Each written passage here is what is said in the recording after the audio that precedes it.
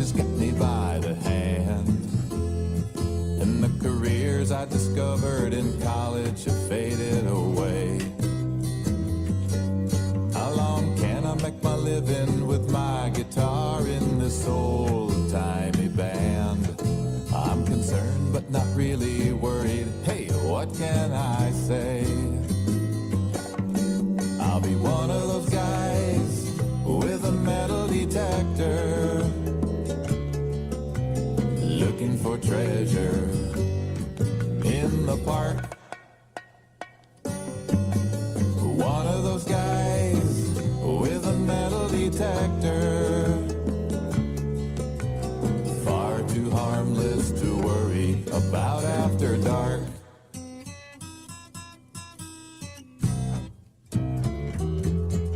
In my all-boy high school, the Jesuits tried to prepare me for life. I could be a Latin teacher or maybe a man of the cloth.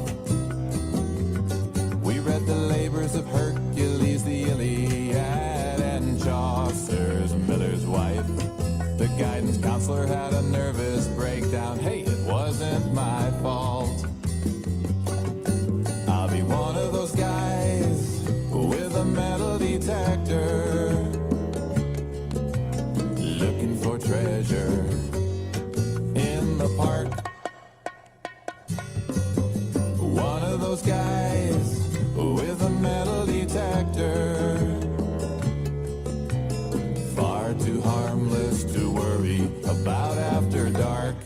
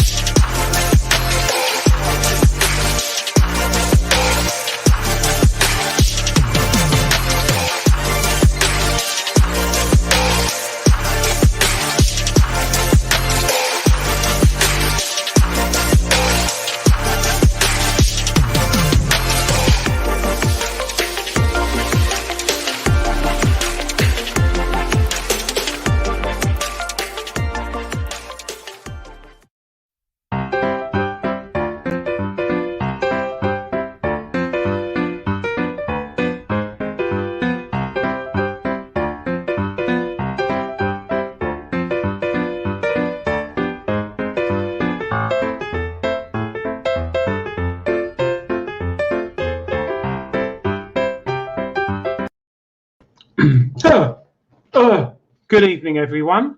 It's Thursday night. It's the Big Detecting Show. Thanks very much for joining me and not watching a pig's bladder being kicked around a grass pitch with England playing tonight, and watching the show, as we have a very, very special guest on tonight, which is why Dave's got me to introduce them.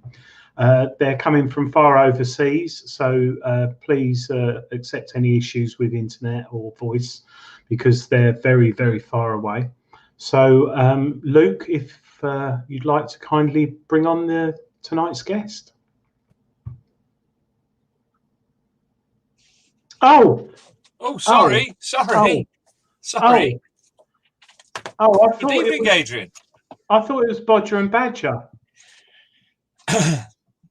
No Badger as yet. Okay, slight technical hitch. How are you, Dave? You all right? I'm okay. How are you, Adrian? Yeah, busy week. I have to behave in a manner indifferent to me tonight, don't I? Yes, I'm going to interview you tonight.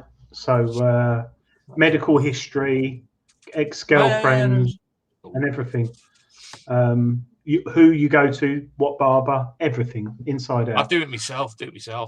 Firstly, I've got to apologise. Tonight's advertised guest, Stephen Taylor from World War II Treasure Hunters. Is it Treasure Hunters or Relic Hunters? Treasure? Relic? Yes. You know what I mean. Sadly, he's unable to join us tonight because he's had to go work tonight instead. So he's unavailable. So instead, well, let's see what happens. Just got to put up with us. So looking forward to my delivery of lemon drizzle cake tomorrow. Yeah, I just hope the bar's good, and that's about it. Mr. Gary Cook owes me a few beers, so looking forward to it. I haven't packed my pants or anything yet. It's all going to be a mad rush because I got work tomorrow. So last detectable I went to, I forgot pants, as you recall, Dave. So I had to do an emergency shop. Well, don't forget, next week we won't actually need any pants. No, next week is, I think last I saw on the Facebook poll, 67% of people were detecting naked. So it's actually grown quite a lot. I'm quite interested in a lot of nude detectorists as well. Nude. I've got a special Velcro combat jacket and trouser holster for the pinpointer and stuff. So should be all right. And jelly shoes, because I like being close with nature. They're transparent, so I don't think they'll affect the whole thing. Sweet. Anyway. So I've just read down below that Mr. Graham Stokes, he won't be able to attend tomorrow because he's got COVID. Hope you get well soon, young man. Oh, dear. And good evening to everybody watching, of course. Yeah, and especially Graham Dempsey, who's watching it in the pub. Yes, he's had to take Natasha for a meal, probably because he's not going to be there for a few days. Yeah, my wife only said to me today, she said, Detectives next weekend, isn't it? And I went, yeah. She said, so you're not here this weekend and next weekend? I went, no. Blame me. It'll give the housing manager plenty of time to organise the estate, so she'll be more than happy with me out the house. No crumbs or empty glasses or anything, so all good. But yeah, I'm looking forward to Rodney Cook. Are you, Dave? Oh, yes. I've packed the car. That's all sorted. It's going through my head. I've had to write letters on my hand to remind me to do certain things when I finish the show, because I'm like, I forgot this. So certain letters will indicate certain things. So that'll be full by the time I finish. Is that Radox R? No. Oh, no, it was Rabbit. Because last time you brought Radox, and that caused absolute carnage in the hotel room when you put it in there. I slipped. Do you remember? Oh, yeah. Fell on top of you when you got out and you were drying. It was a nightmare. This is Rabbit. It should be RR, really, shouldn't it? Rampant. Yeah. Children. Kerry Fuller's said only 67%. I know, it's quite shocking. Oh, what's that you got there, Dave? with a QR code on it. This, Adrian, is issue 7 of the of a see-through Gary Cook of the Archaeology and Metal Detecting magazine, made freely available this weekend at the Rodney Cook Memorial Rally. And Can I have a quick look inside it? Can I have a quick flick? Certainly. And today, issue 8 has gone to press for Detectable edition. Who's that there? Who's that? Is that Phil Cool? No, it's Dean Stainton. Who's that there? Comments are clean about. Who's that there? It's that Shane Holcroft character, the Savage Should Search You. Who's that? With a feather-like touch. Talking of rampant rabbits. Did you like that? A feather-like touch. Very much. You don't often hear that word, do you? No. But yeah, that's available. Oh, and a Detecticon hordes. All sorts going on in there. Looking fan-dabby dozy. Whoever's created it is should be very proud of themselves. Yeah, I think, yeah, definitely. Pat yourself on the back. There you go. Yes, there'll be lots of we have ordered enough, so we'll be able to still pass them along at Detectable as well next week. God, my car's going to be even heavier next week, isn't it? And yes, it is, and it is a totally different issue. It's not just a different front cover, but yeah, looking forward to giving those away. Which a young Mr. Gaylor was still working very hard on making changes last night. Yes, yeah, but it's done and dusted, and hopefully people enjoy looking at it, and also the fantastic advertisers that support us. Yes, absolutely, and giving it away for free, and it's going to get bigger and better. So fingers crossed. But tonight, Dave, you're the host, aren't you? No, you're the host. I'm the guest. Yeah, I'm the host. Yeah, I'm the hostess with the mostest. So I'm going to ask you some questions tonight. Yeah, crack on. If anyone in the chat wants to ask Dave a question, not related to hair products or things like that, or Linda McCartney food. It's midnight blue, by the way. It's supposed to be. When, Dave, did you decide on producing, and why the Big Detecting Show? Well, it goes back to originally now. What year are we in? What year is it? 2020. Detectable 2018. We were asked, would we do a live report from the field at Detectable? Stop it, you're making me uneasy.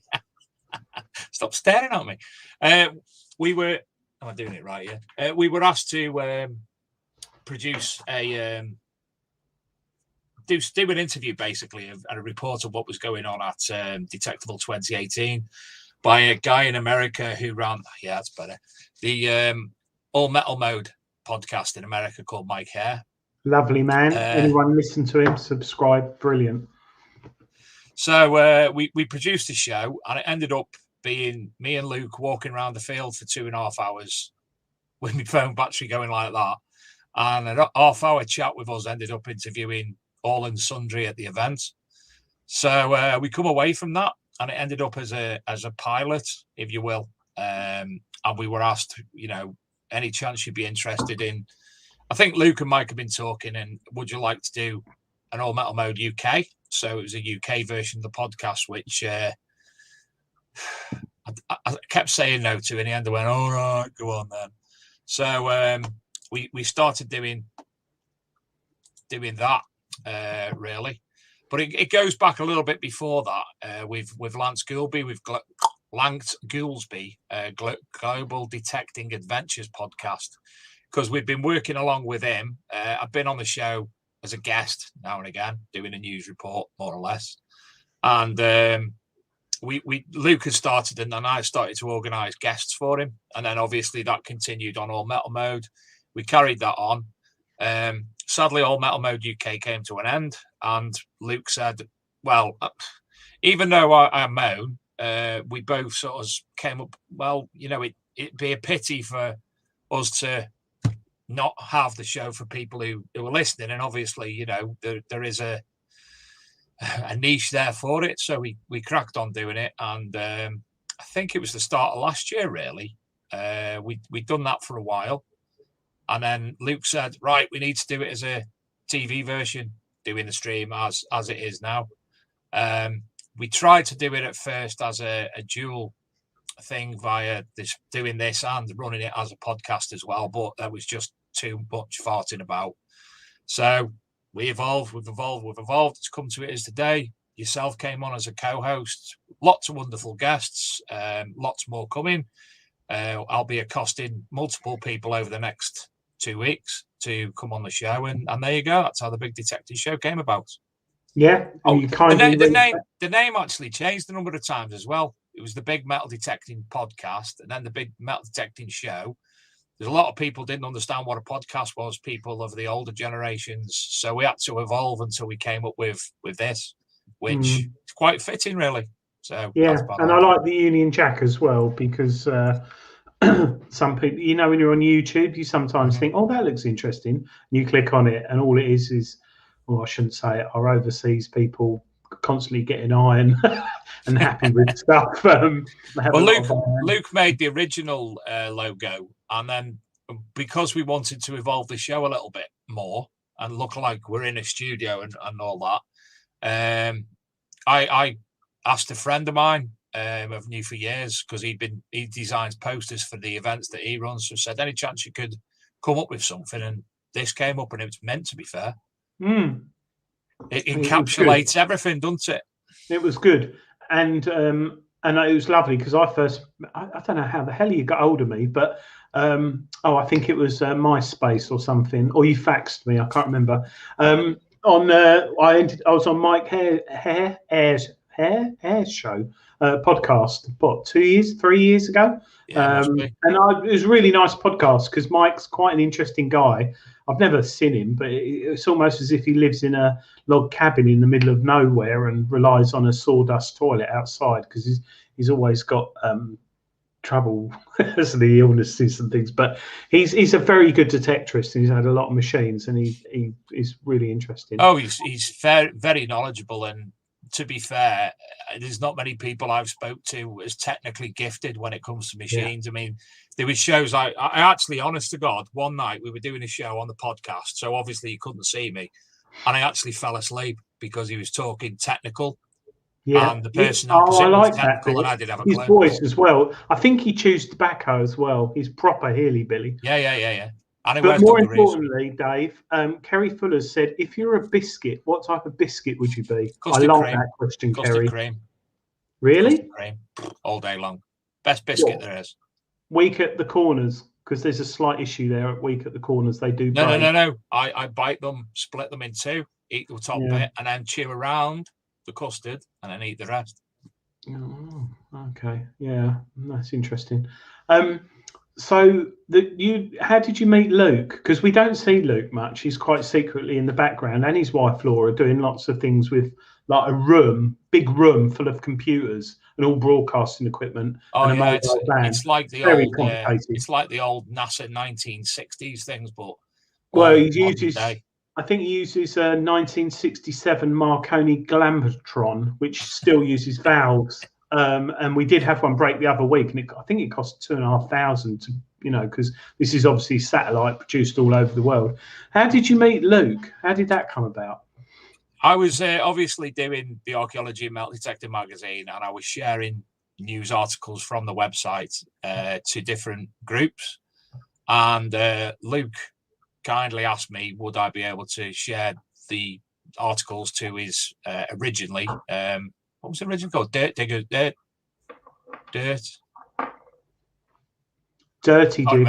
Something like that. I can't remember now. Sorry, Luke. Dirt fishing. UK dirt fishing. I got there in the end. Would I share them to that? So I did. Befriended each other on Facebook. Occasionally had a chat. Stalked him for a while, etc. And then he said and then I was looking for somebody to assist with adding articles on the website, really. And he said, yeah, I'd like to do that. And sadly, he's now realised that he hasn't got time to do it because it's as busy as it is. No, it's a big thing. We have it running on a daily basis. We have multiple articles. And if it wasn't for Luke, I honestly don't think I would have probably been still doing the magazine today. I never did it. It'd be a bit part, and we certainly wouldn't have the printed version in existence, because it was Luke who pushed for that and basically kick-started that. Yeah, no, it's good stuff. Sorry, Tom Trussell's just said, do you like, well, he's just put Garibaldi. Wasn't he the lead singer of Take That? No, I do love a Garibaldi, actually. I haven't had one for years. I love a Garibaldi. Yeah, no, biscuits. Always ends up with biscuits, doesn't it? Or I've got a big pack of custard creams in my bag for the weekend. Well, I've got a bit of a dilemma, because I've got a variation of biscuits in the cupboard, and I do like taking biscuits with me.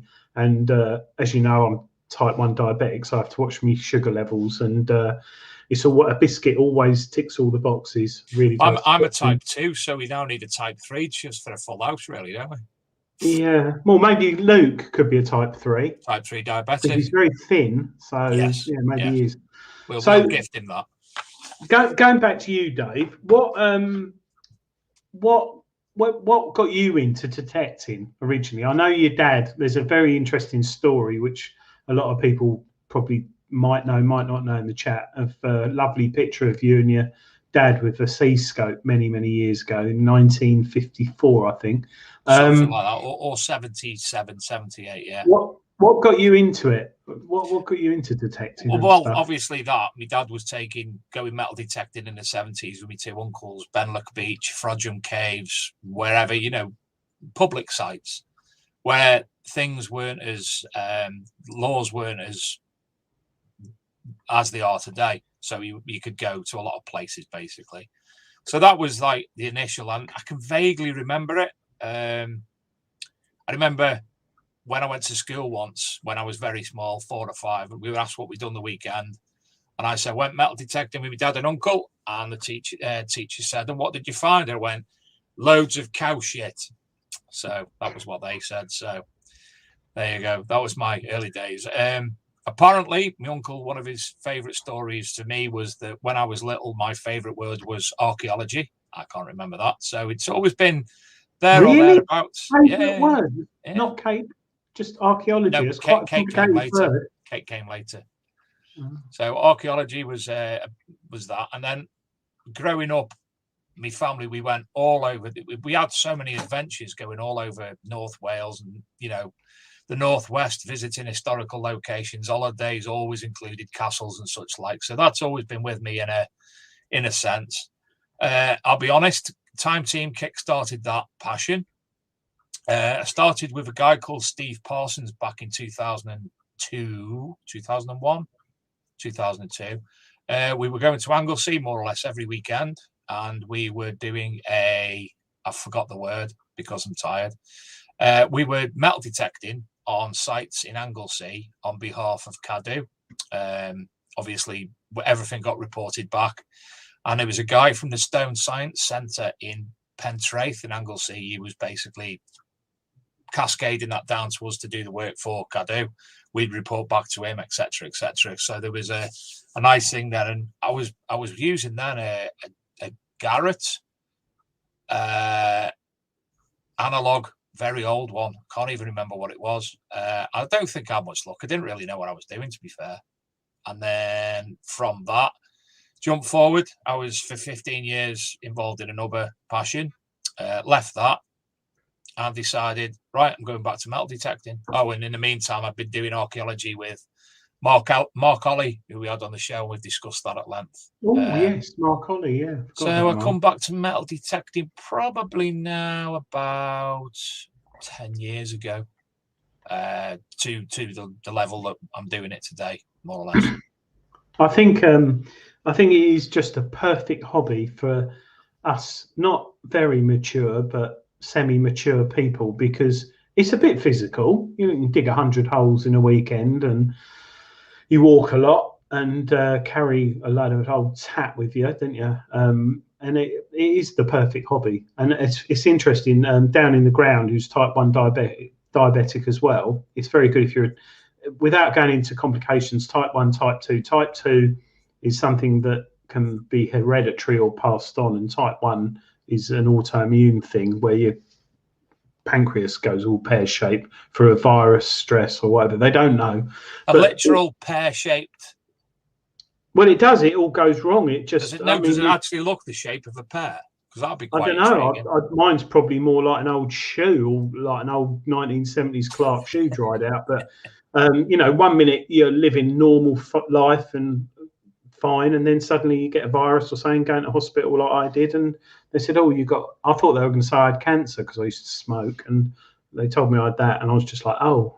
And they went, "No, it's quite serious." I was like, "But you can live with it. It's like all these things, and but it's not treatable. It's just you got it for the rest of your life." But I'm fortunate because at 18, breakfast was 20 Benson Hedges and sausage roll, can of Coke, and a Twix. Whereas now it's more like muesli or 10 Rothmans. Instant. But can I just point out, Adrian, in the chat, it's been suggested that you and I aren't very mature. Well, I'm 32 next year. No, 36, sorry, waist next year. But no, we're mature. I mean, we're mature. Adrian will bring the big red book out in a minute, Gareth Howard. Yeah, I will. But no, it's interesting, Dave, because you also had another passion, which some of our viewers might have seen and might not, but was your, I don't like saying it the wrong way, because I could say something stupid like ghost busting, or I could say investigating the paranormal, but it is more the paranormal. You did that for quite a few years, and you've been on television, haven't you? Yeah, I was... basically paranormal investigator, researcher, ufologist, cryptozoologist, the study of animals anomalous to the British Isles, let's say, big cats and such like. But yeah, multiple TV programs of the day. I've done Japanese, Canadian, ghost cases in Canada. That was massive over there. Richard and Judy, the great unexplained. You met Richard and Judy? Do you know what? He's massive. He's like the tallest man I've ever met in my life. Oh, tall. No. Yes, you did tell me a story. And Judy Finnegan. Yes, that's right. Yeah. But yeah, multiple TV programs. The scientific side of the paranormal, not the woo-woo, I see dead people, let's go in for a paper boo, which is more or less a rally, paying to go into a location that inevitably has no paranormal activity just to spook yourself up and have arseholes taking your money and telling you it's haunted to scare you a little bit. Yeah. But the scientific side of stuff where you're actually looking at the physiology, the medical, all the different aspects where if you can do measurements of certain things and discount them, and you look at the medical and discount things, etc., when it comes to the final bits, what's left, then you really got to call it paranormal because there's no explanation for it at this point or at that point. It's interesting because I think October the 31st fall, probably a Monday or a Tuesday, but we should have a Halloween special on detectorists' stories, because I've had a few things happen to me when detecting. Chris Rogers, Addicted to Bleeps, has had a great video up, and my mate James, who's in the chat, week before, we've got a Roman site we go on, and it's beautiful, it's lovely. It's a lot of corroded Romans. The ground's very noisy, very mineralized, but it's near a stream. What's that? That's right. Kerry's asked me what she's thinking, so I'm saying 9. Oh, and he phoned me up. He went, Adrian. I went, what? James, you're in the chat. Say you get. He said, I'm really freaked out. He said, I've just heard voices, and he's in the middle of the field in nowhere. I went, what do you mean? And then he said, heard a whipping on a tree, and he phoned me up. He was freaked out, and I told him to take pictures just in case he did get a rabbit or something, or a badger attacked him or something. But there are things in there that we hear and see. But have you come across anything where you've looked at it and or seen something or heard something and thought, no explanation, but I guarantee I saw that or heard that. We did do a show. Top one? We did do a show with Julian and Digger Dorm about the paranormal, but I'd love to go back there and visit that again with people's stories. The best one you'll hear inevitably is Nick West's, which I'll tell you about over the weekend.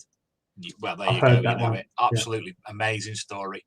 But you haven't had anything. Eagle Eye DJI. That's your buddy, isn't it? Eagle Eye DJI, James. Yeah.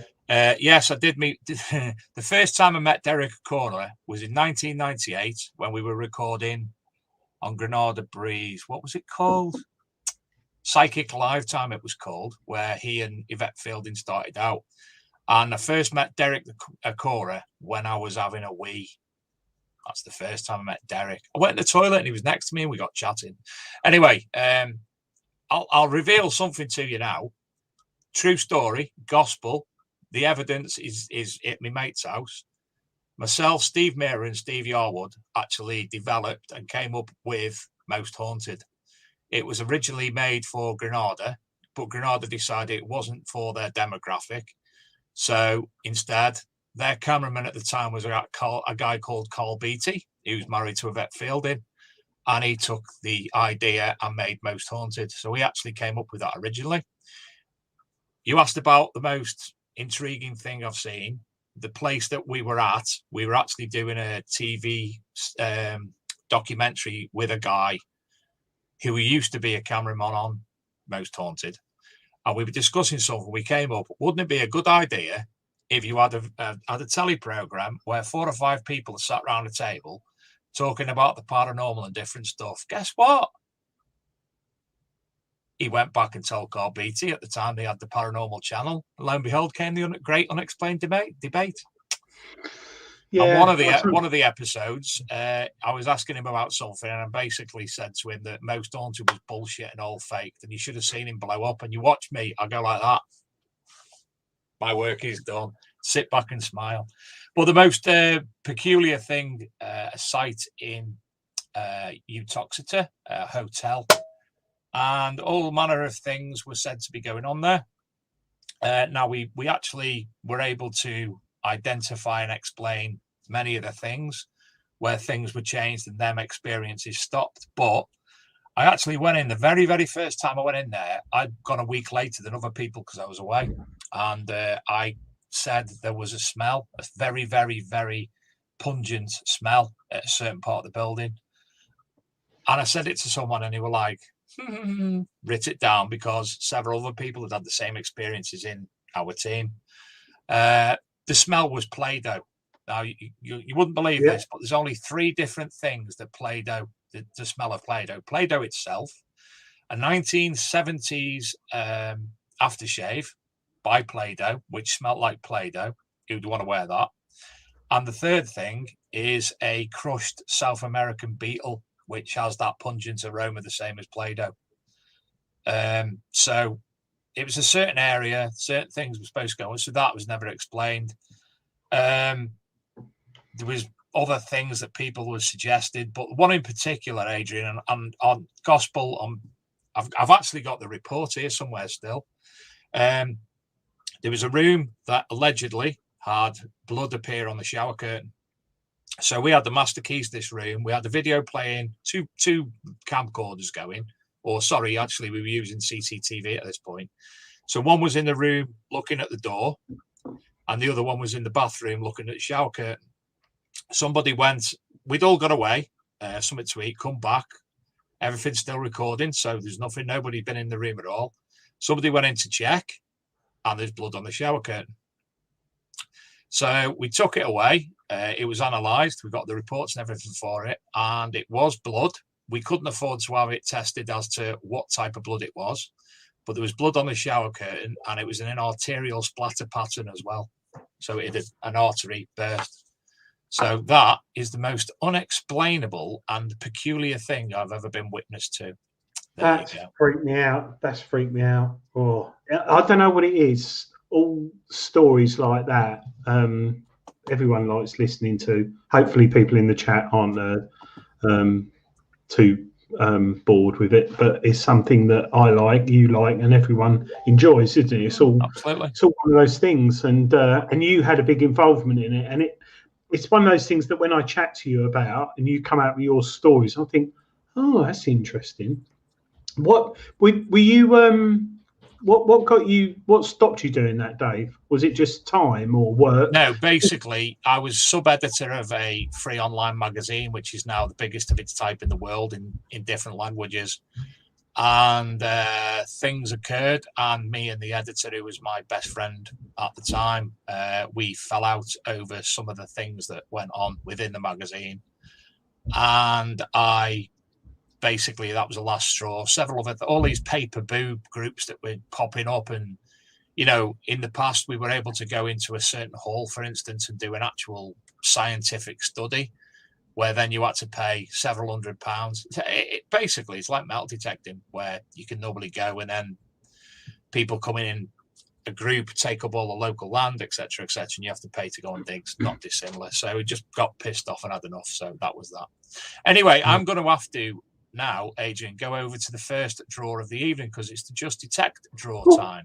Good luck, everyone. Better share the screen first, haven't I? Share the screen. That's rude, isn't it? The host getting the. Luke, could you share? Oh, yeah, there we go. So, can you see me? Can you see it even? Yeah, we can see it. Right, so the prizes tonight are an LP £100 gift card. The second prize is a composite cleaning pencil kit, and the third prize is Just Detect merchandise. Now, where is it? I'm just going to give you some updates on Just Detect. There are some major things being announced next week at Detectable about it. Current statistics. Limited number of non-camping detectable tickets are still available at detectabletickets.com. Camping tickets are sold out.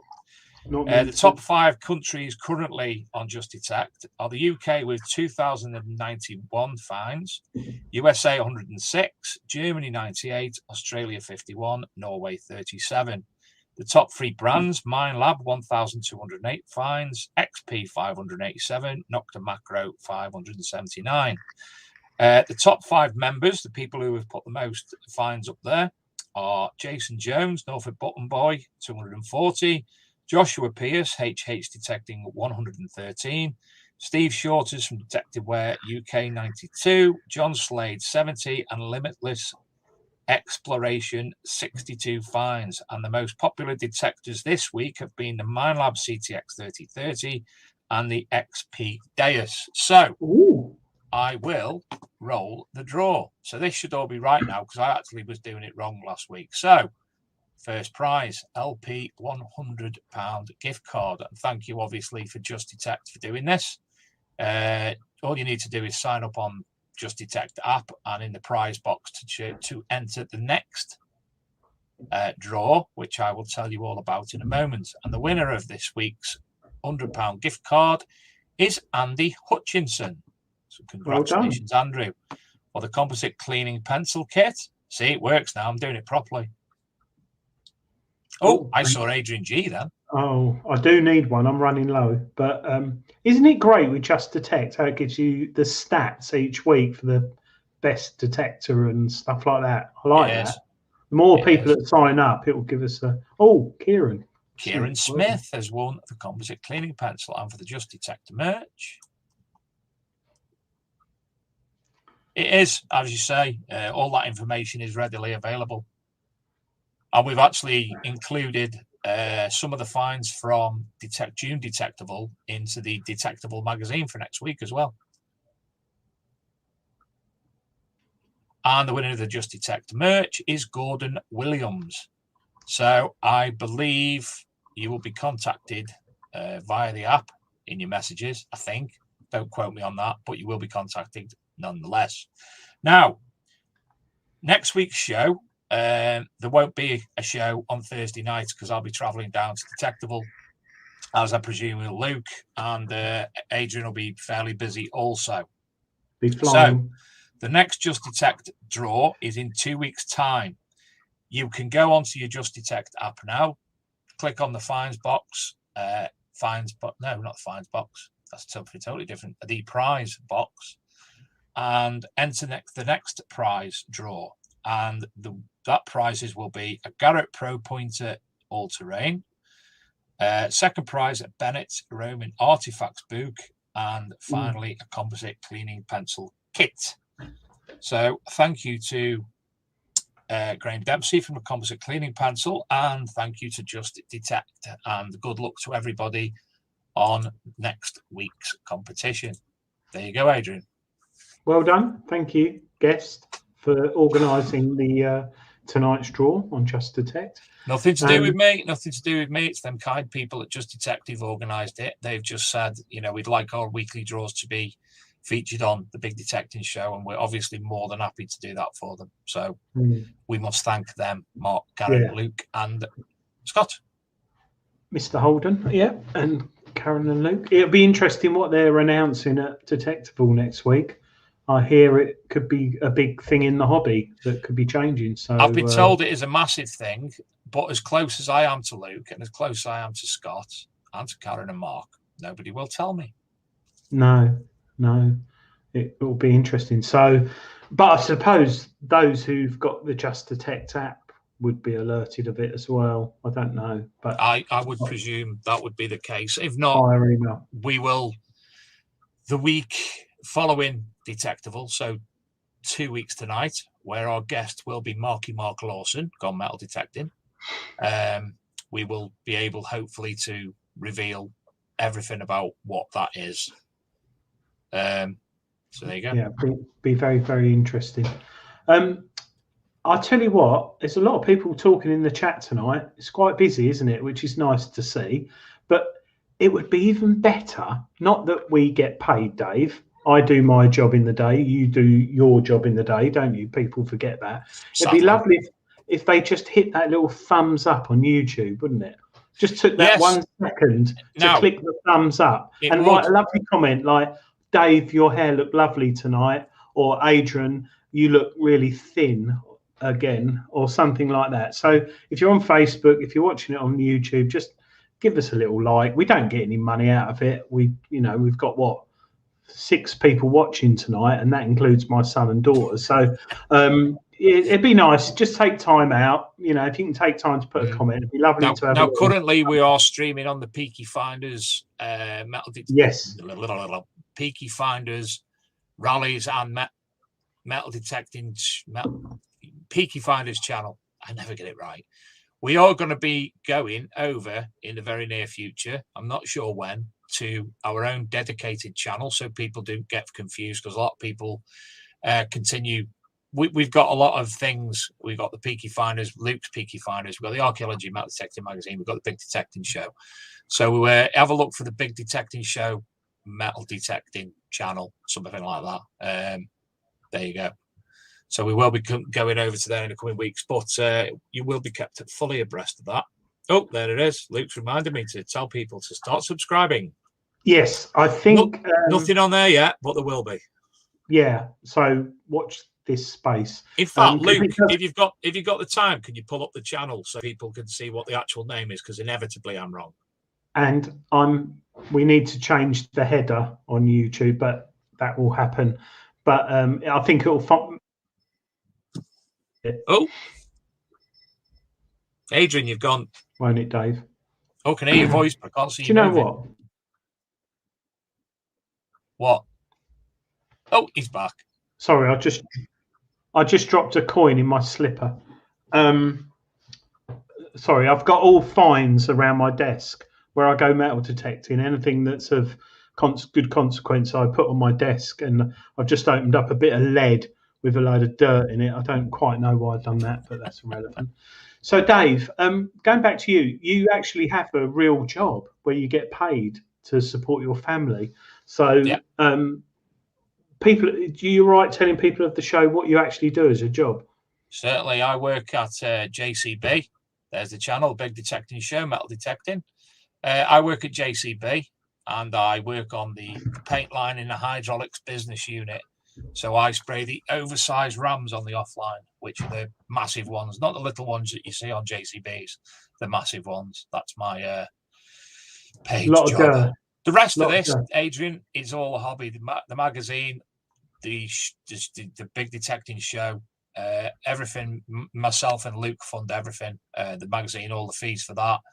Obviously, the streaming thing to do that.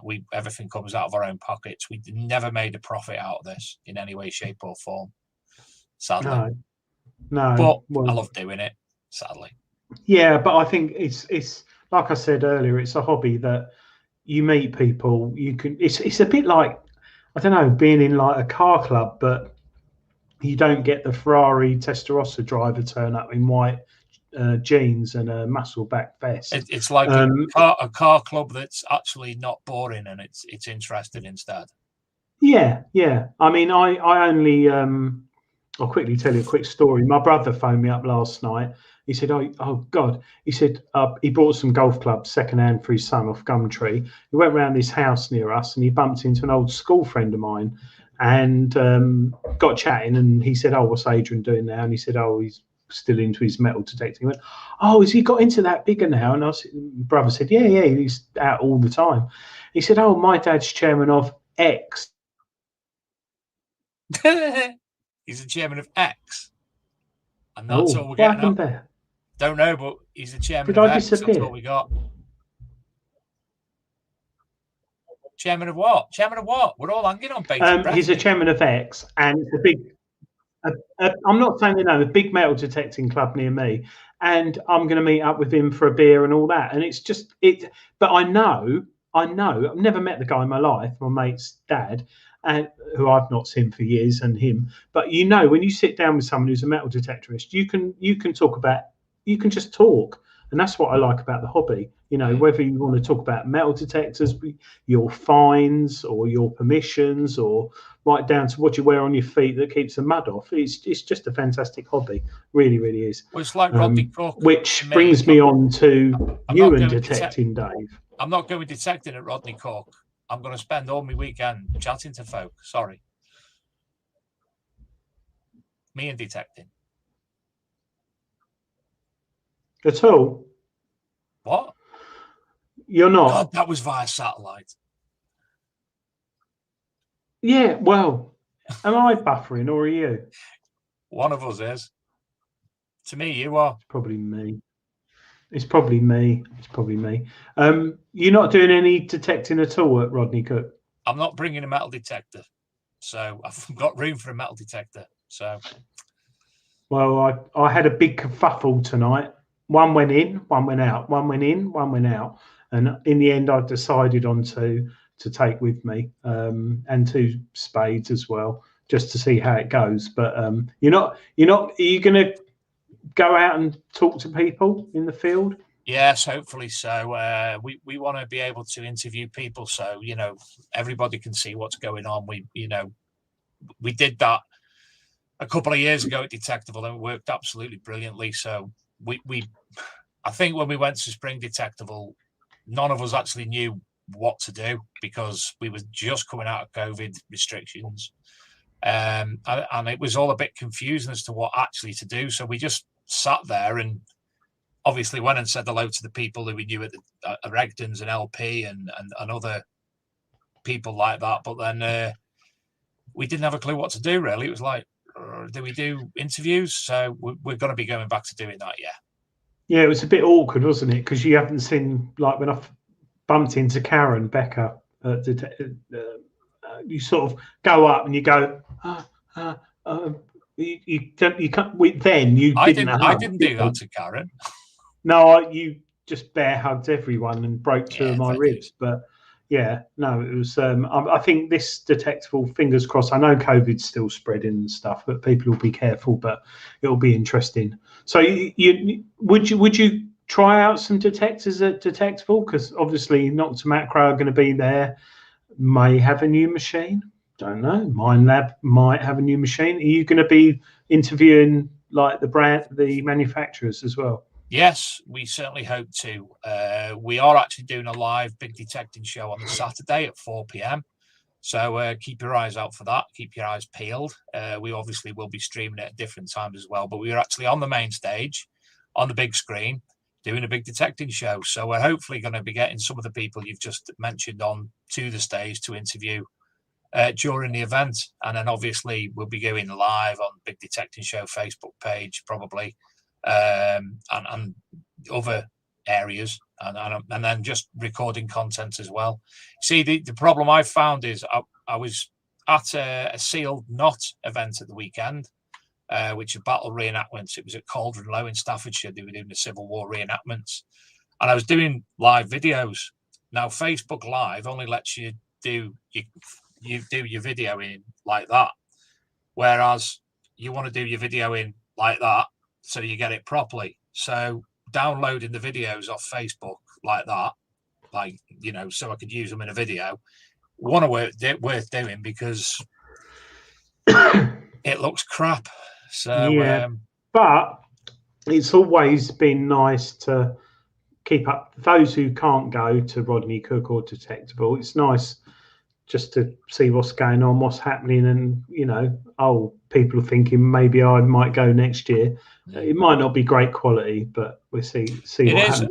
I mean, the Archaeology and Metal Detecting Magazine Facebook page, I think it had its biggest ever reach during Spring Detectable 2019 when the Hambledon Hoard was discovered, because we had people on site who were doing videos and such like for us, which we were able to share around. And obviously the reach of that Hambledon Hoard footage was astronomical for the Facebook page. I mean, look, we've got 25,000 followers on there, so a lot of them, well, not a lot of them, a lot of people did sign up during that period.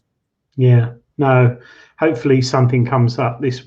I'm quite confident about Rodney Cook as well as Detectable, but I think there's some nice land there, and I'm hoping things will come up and there'll be a lot of interesting finds come up. One thing I've forgotten, Dave, which both me and you messaged me on Sunday, is Jason Massey. Yes. So if you just want to expand on that. Sadly, Jason Massey had a medical event over the weekend and was in a pretty bad way. I won't say what it is. If you know, you know. But he wasn't. He was very poorly. He's in hospital. Hoping that he's perking up. I've not had a chance to go on to. I don't want to contact him directly. It's not fair for people to contact him directly. So I have not been able to get onto the Digging for Veterans page because I've been a little bit busy. So from myself, from Luke, and I'm sure Adrian, yourself, and obviously everybody watching tonight, we all wish Jason the very, very best. I've actually got it written down to give mention to, but I've got my phone on top of it and didn't say it. So hope Jason's all right. It's not nice to anybody to be unwell, especially in the current climate again. But Jason, I think his event is going ahead. The Detecting for Veterans rally, which is the same weekend as Detectable. I think it's going ahead in some capacity, but the big event itself is being delayed for a period. So fingers crossed Jace picks up. Yeah. Just sad news hearing that. Someone who does such good for people in the hobby, especially the veterans, he's fallen poorly, which is very sad. But anyway, fingers crossed. Hope he gets better, Dave, don't we? Absolutely. Are you camping on Rodney Cook? Yes. I bought a tent because I learned at the Detecticon in July, and Mr. Dempsey will back me up here. I slept in my car, always groovy.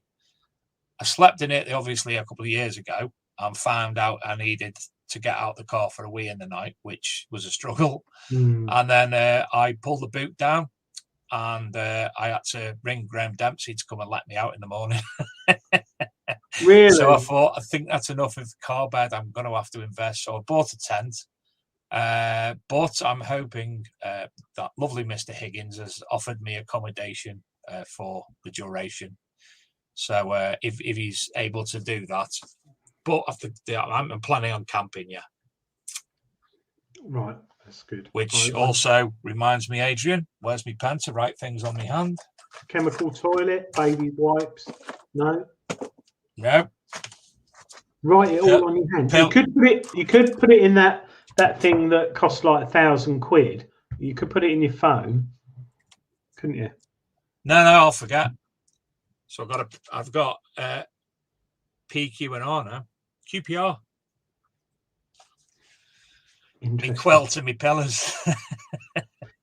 No, it's airy roll. Adrian, are you still using the Rutus Alta? Does your DD have ground balance problems, or don't you ground balance at all? Right, if I talk a bit technical, Dave. Crack on, I need a drink. Right, Harry roll. Yes, I'm still using my Rutus, and I was out of it the other day, and I will be taking it to Rodney Cook along with a couple of other machines. I love my Rutus, still enjoy using it.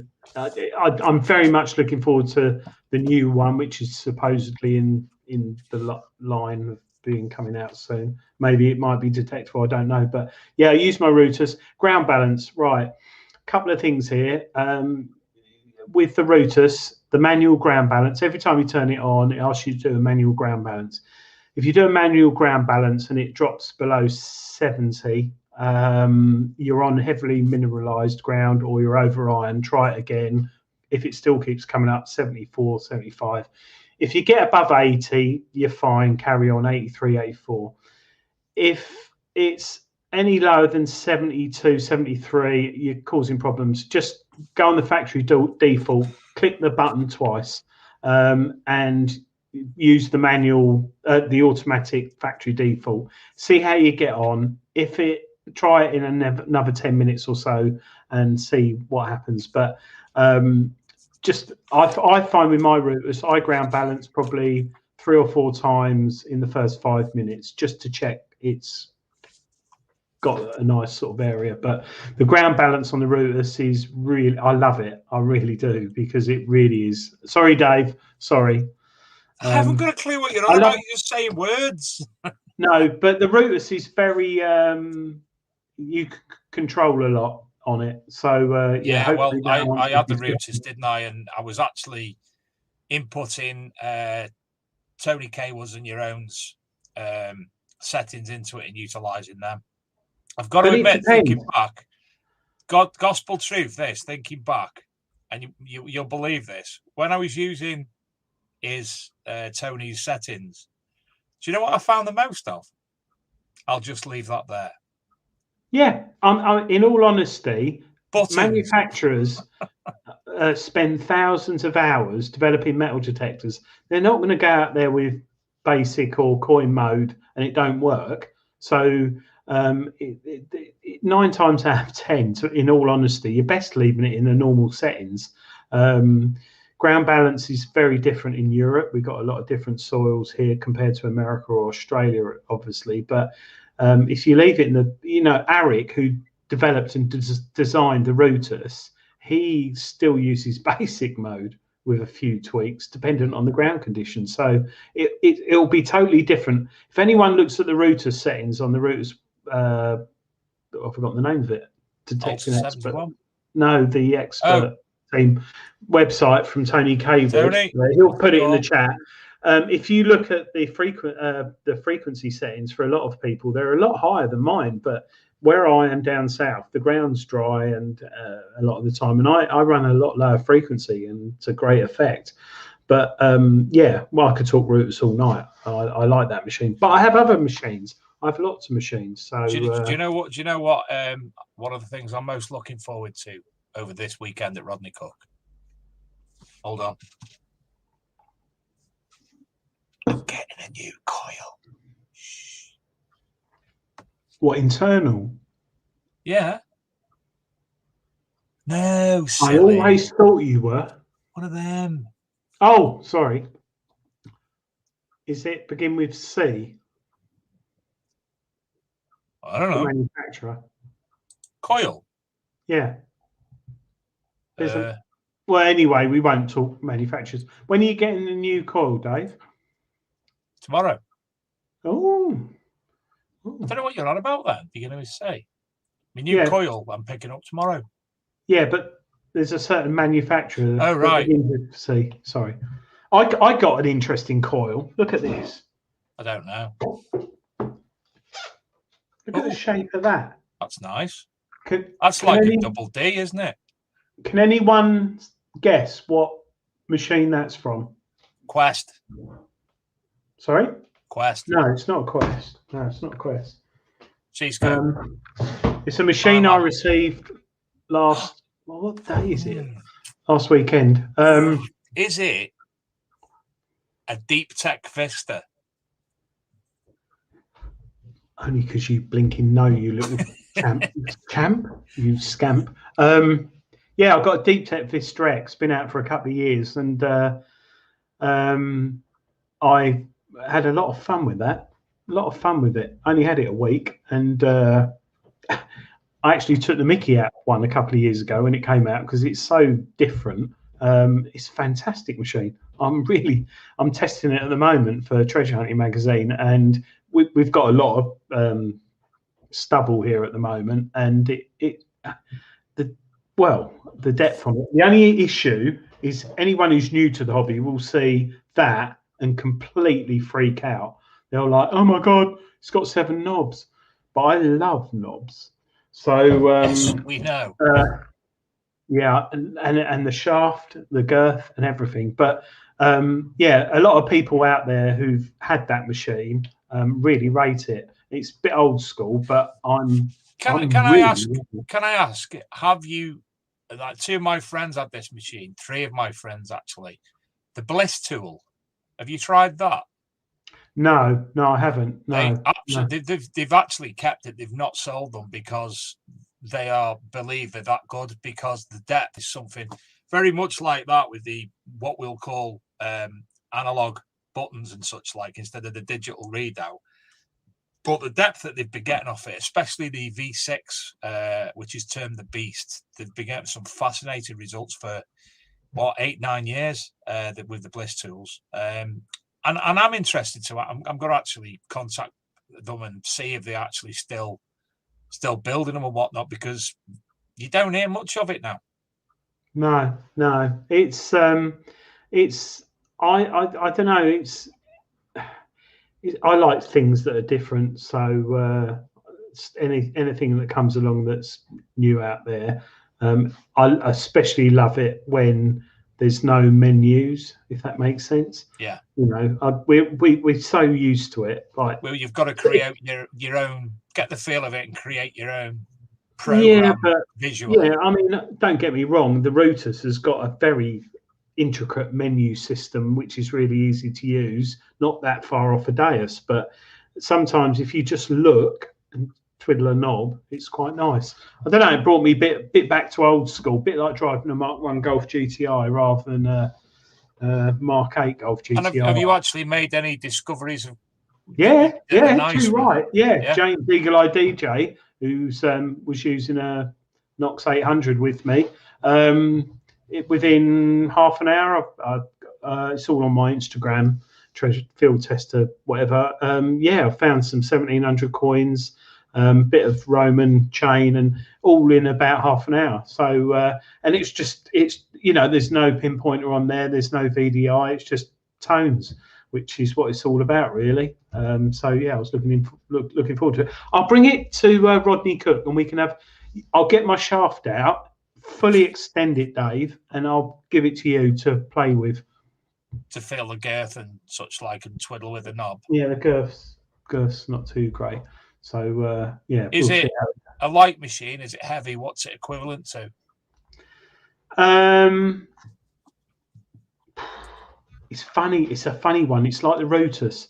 It looks bulky and chunky, but when you get it in your hands, it doesn't feel heavy. So I made a big mistake. I trimmed my wife's bush on Saturday. Yes, you did. I actually rang you up as you were. You did in the middle of me trimming my wife's bush. well, it's both our bush really, front of the house, like 40-foot kind of a thing. And Oh, the totally petrol thought you were talking chainsaw. about something else again, mate. Sorry. Oh, sorry, no, petrol chainsaw, and I was doing that for like 3 or 4 hours, clearing it all up, and my arms were killing me. And I went out detecting the next day, and that was fine. That was fine. And I do find that it's all about the balance at the end of the day. So I'm attracted to it because it's black with a big red X on it. It looks it does look very I actually contacted them via the Facebook page a couple of weeks ago.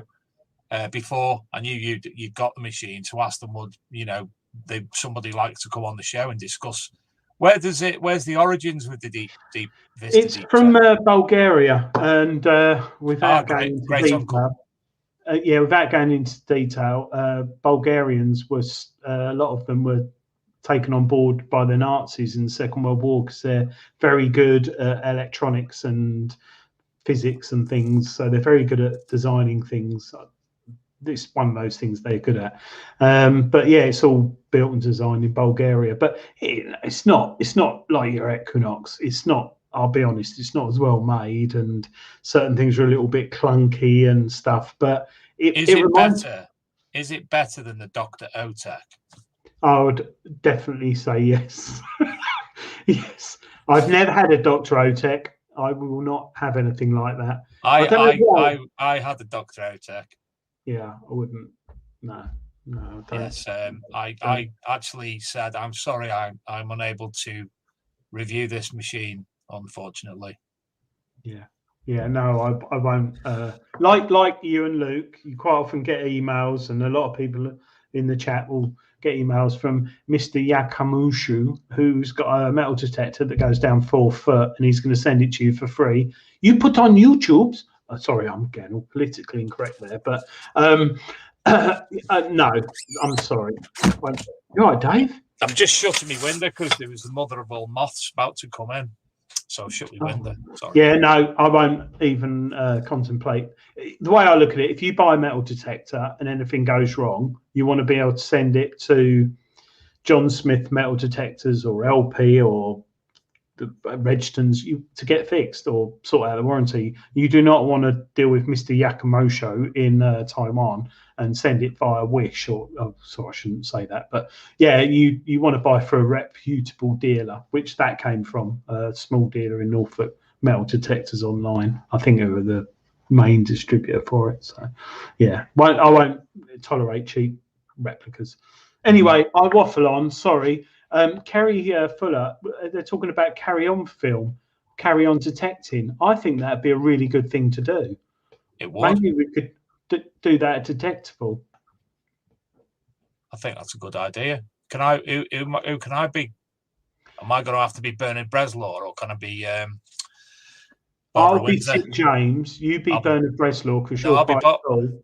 Kerry Fuller can be Barbara Windsor. Well, I've got nice she's doing that keep fit bit, and I know carry on camping. I'll be Hattie Jakes. No, well, yeah, Hattie. No, I think you're Bernard Breslaw. Oh, I actually worked for a bloke whose uncle was Bernard Breslaw. My mate Kevin. He's how cool is that, Bernard Breslaw? But cool. I think that the only way that could actually be cooler if his uncle was Brian Blessed. That'd be cooler. Yeah, it would be. But there's so many people, I thought this the other week, so many people putting really good quality YouTube videos on. You know, it's Aaron Weedle, the DTEC Sussex, people like that, put really good, well done YouTube videos on. But no one does anything really, really funny, like a 4-hour review on a Dr. Otek on a campsite in Canvey Island in Essex or something like that. It would be interesting. And probably a bit of humour in the hobby would be quite interesting. I don't know. We'll see. Actually, if Aaron's in there, he did a really, really good review of the Garrett Apex upgrade this week, I think. Oh, right. The Garrett brought out an upgrade, and it was a 100% genuine, true review that him and LP did. And I watched it. I thought, yeah, hats off to you, because that machine's a good machine, but it's had a few issues. But he did a really good, I I'm nail board test. So if anyone's watching it, watch it on YouTube. Do you know, it's very good. Without him knowing it, Aaron Weedle has made the Rodney Cook Memorial Rally. Has he? What is it, the next one? No, he's not. He's made the Detectable edition without him knowing. Or without me realising it until I zoomed in. JD Fines.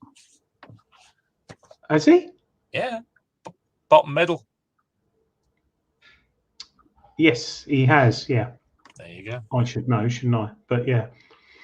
Yeah, he has Just Detect fines, which people must remember when they're at Rodney Cook this weekend and Detectable.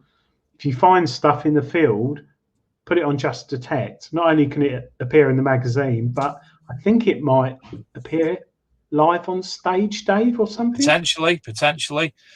What you need to do this weekend if you're Rodney Cook or next weekend at Detectable, when you're uploading your finds, it'll ask you event, give you the option to add an event. Obviously, this weekend, add Rodney Cook Memorial Rally. Next weekend, add Detectable. And then for me, sitting at home, if I want to see what sort of things are being discovered at Detectable or Rodney Cook, all I need to do is search #Detectable, #Rodney Cook. And all the finds that are being found over both weekends, you'll be able to see automatically. As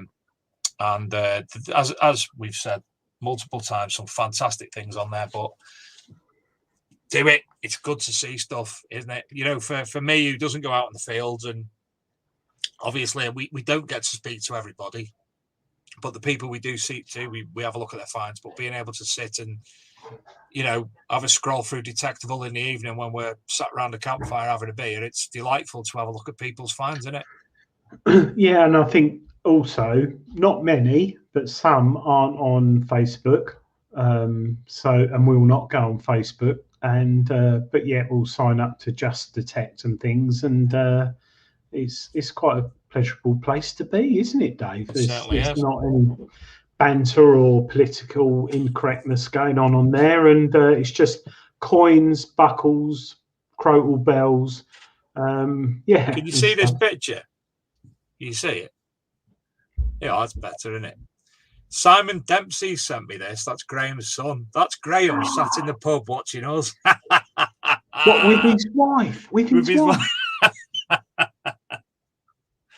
Poor old Graham. Don't talk about what the pencil. I'll just see what he's had for tea. He's left. Whoever's is that at the front, they've left the skin of the baked potato, which is the best bit, and they've left all the lettuce and stuff, which is a good idea. Where are they actually eating at? Oh, they're at a Hungry Horse. I want a Hungry Horse now. What? Time. Let me have a look at the time, because it's nearly time. There we go. Oh, it's not. Natasha watches the show with him, so that's all right. You're joking. She always watches. Yeah. Lucky him. Only because he makes it. Yeah. Is it time for the dips of the diggers? 2 minutes 13 seconds until the diggers dips competition. Kevin Black says he can't wait for Detectable 2021. He won his ticket on the Just Detect competition. There we are. Right, I will share the screen. No, not that one. That one. So don't forget, everybody, sadly next week there won't be a show because 57 seconds away. Oh, hold on a minute. Hold on, let me do a refresh. Oh, let me do one. Right, we'll go with that because I'll be. You've broken it. There's 36 entrants this week, Adrian, by the way. I'll be travelling down to Detectable next Thursday night straight after work. I'll probably be pulling up there around this time in Chipping Sodbury. So, and Adrian and Luke will also be silly busy as well. I know Luke's work, his own personal work, is going ballistics at the moment. And I think Laura's going to be doing a few shows moving forward in the coming weeks. But you'll be able to see us live if you are interested. We'll be talking to the likes of Julian Salmon from Mime Lab on Saturday next week instead at 4 p.m. Hopefully, we'll get Pete Terrell, we'll get Nigel and Marcus, hopefully, and all other manner of people coming on this show. Because Detectable is, I think it's the event where most of the traders, stallholders are at, isn't it? Yeah, yeah, without a doubt, that's the big one. And I would like to see everyone.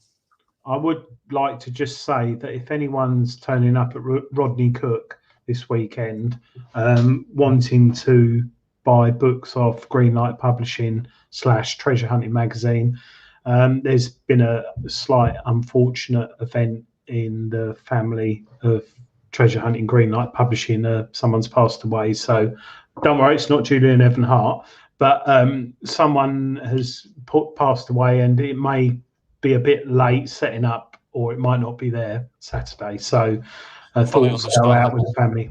Sorry, yeah. So it's an awkward one, but it was an unexpected thing. So yeah, thoughts are with them guys anyway. Yeah. So me and Jules will be there, but the stand may be a bit late or may not be there. Hopefully, it'll be there, but families you can just stand there and look pretty. Number 7. I did. Sorry. Number 7. I can't see the. Oh, it's running. Luke, I'm sharing. Is it there? 4. 2. Pink Stuff. Ta-da! Wins Reading Beaches by J.R. Hartley. Second, Adrian is up to 36. I'll go 18. 11. Oh, Tony Kaywood's got me. Tony Kaywood's got you what? He picked 11. Oh, right. 11 what? 11 buttons? From the Yorkshire Button Boy? Yorkshire Button Boy.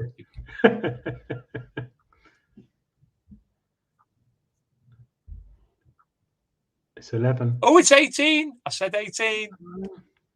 Philip wins the cleaning pencil, courtesy of Composite Cleaning Pencil, Mr. Dempsey. And the third prize for 5 Diggers Dips tokens, Adrian? 28, please, Bob. I'm going to go for 34 and see that there's a numerical order coming up. See if we can get it in. Come on, 34. Come on. Now. Oh. Press it, Dave. Press it now. 21. 21. What did you have? 28, which is going to win. Oh, 21. Oh, gosh, suffering sucker. Jamie Williams wins 5 Diggers Dips tokens. So, first prize this week, Reading Beaches to Pink Stuff. Ta-da! Second prize, Philip wins the cleaning pencil and 5 Diggers Dips tokens to Jamie Williams. You'll be contacted via Diggers Dips. And, well, there you go. Thank you to Diggers Dips and thank you to the Composite Cleaning Pencil. Marvellous. I love that, Dave. Pink Stuff. Ta-da! Oh, mate, on the way home from work before, I was crying. Andy Goldstein, I think his name is. I listened to TalkSport and Darren Bent were on. And whoever there was in the background, like Luke does, the producer, he kept on putting this, it was ba-da-ba-ba-ba. They would say it McDonald's, but it sounded like Elmo doing it. And every Andy Goldstein was laughing more and more at it. So this lad had just put it on and he'd go, bah! Just constantly putting little beeps and he was crying. I was actually crying at them crying. Anyway. I watched the Suffolk Sifter last night. You know, Suffolk Sifter? Mm-hmm. And he had some very interesting he's found a website with sound effects, and all through the show he kept doing or woohoo, yeah. And do you remember in the early 90s when everyone had those key rings with like a Space Invader button on and a fart button? Do you remember? I've got an R2D2 one still. No, but do you remember? And he was like a kid on acid. Hats off to him, but he was like really enjoying it. But do you remember those key rings? A bit like Tamagotchis. I've got an R2D2 one. You press it and it does R2D2 noises. Oh. Fuck, what have I got? I've got a fart machine somewhere. I still love it to this day. Anyway. Mason's got the Minions gun, and it makes Minions fart noises, and that's quite funny. you know, in the film Despicable Me, them guns that the Minion have, big purple guns. It's one of them, but it makes fart noises in Minion. That's quite amusing. So you take it to work? Oh, mate, I do. Do you know what one of my favourite ones is at work? Water pistols or spud guns. Love it. What? I love a spudomatic. Spud Anyway, guns we should be talking metal detectors and archaeology, but we're talking spudomatic. Oh, do you know what'd be good, Dave?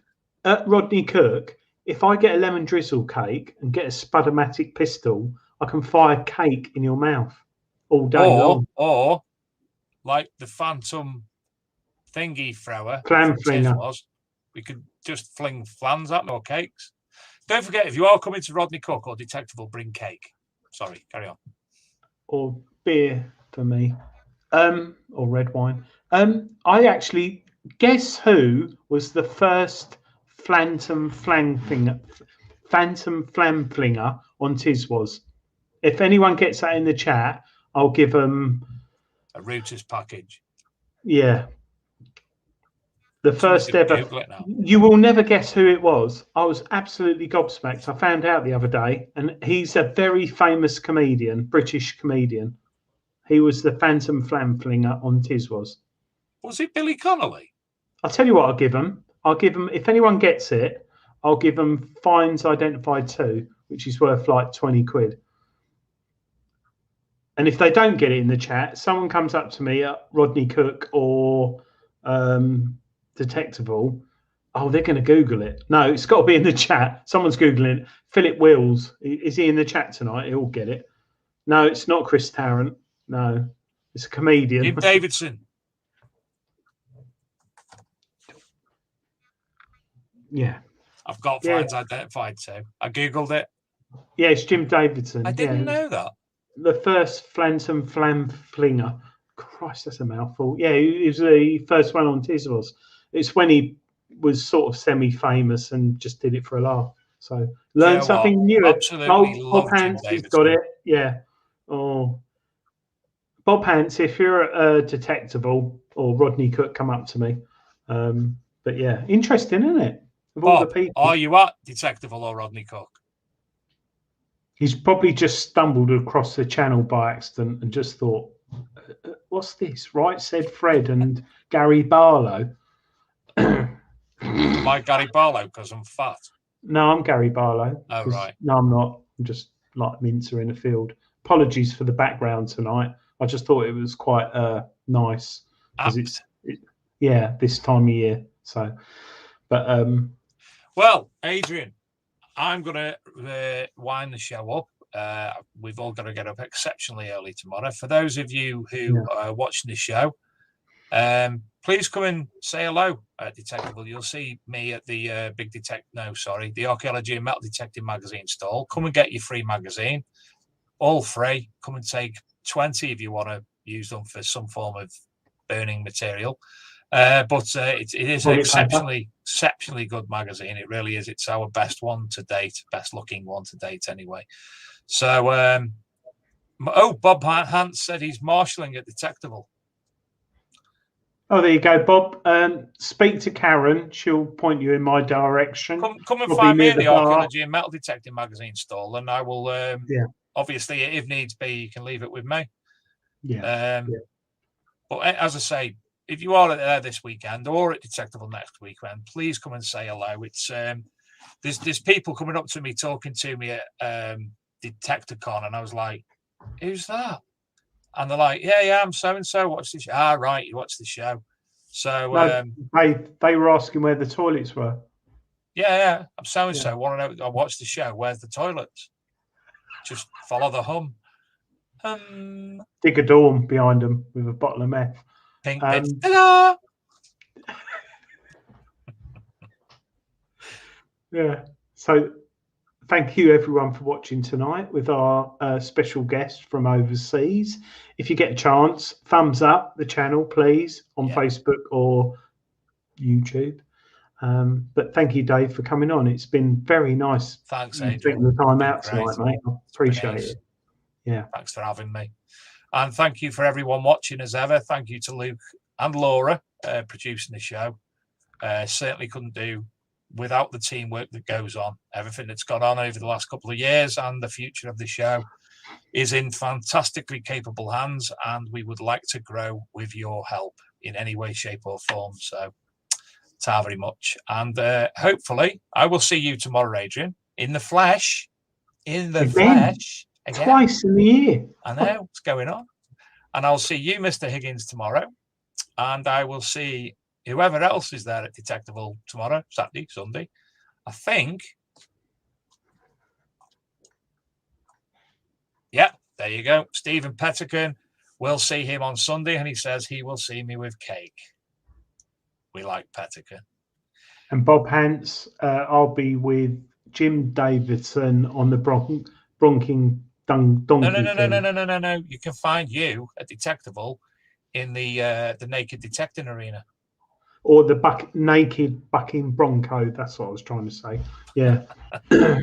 Right. Thank you, everybody. Adrian, thank you as ever. And look forward to seeing you tomorrow. And look forward to seeing everyone else. Thank you, Luke. And good night, everyone.